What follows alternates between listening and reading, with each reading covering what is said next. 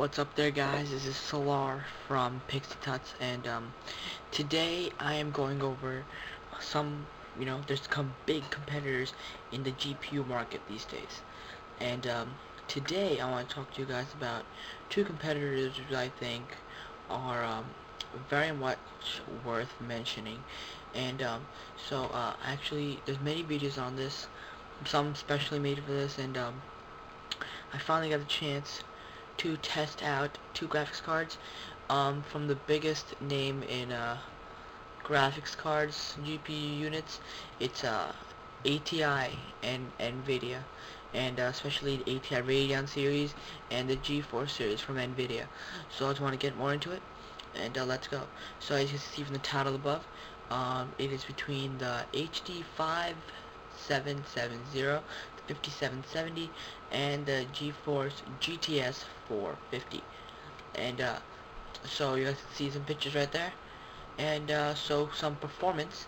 And the core of the ATI is 850, and the 450 is 783. So right there you guys can see that there's a pretty much like a 60 difference. The manufacturers are obviously different, and the GPUs are different. It's for the 5770, it's the R7850, and the GPU is the GF104. Both support PCI Express 2.0. Okay, like I told you guys, the core clocks, the 850 MHz and the 783 MHz on the NVIDIA.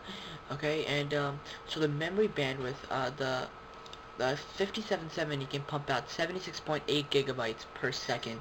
On the other hand, the GeForce can do 57.728. Okay, so there's much big difference. And the shader operations, it's about 680,000 operations per second, when on the other hand the GeForce is again 150. So that's a huge difference. There's also, the whole company is different, and yeah, so the noise level, the GTS 450 though is quiet, where the 5770 you can hear something. And the frame buffers that they have is a 512 and a 1024 megabytes for the 5770, and the 1024 megabytes for that. Both support GDDR5, and both of them can support DirectX 11 along with OpenGL 3.2, and that is pretty much what you can do with the thing. For pretty good things, both of them, actually the ATI 5770 cost $139. Depends on where you get it from, like Sapphire, EVGA, all that stuff, and or Diamond, and you also have GeForce GTS 450, which you can get for $129, which if you guys kind of think it's skeptics, it's actually one level before the 5770, but one level above the 5750. So if you had to say something, it'd be the 5760, but that's the corny stuff. So let's go into benchmarks. So the biggest name in testing out and benchmarking, which is basically how good it does under, like, it's calculated in FPS, frames per second.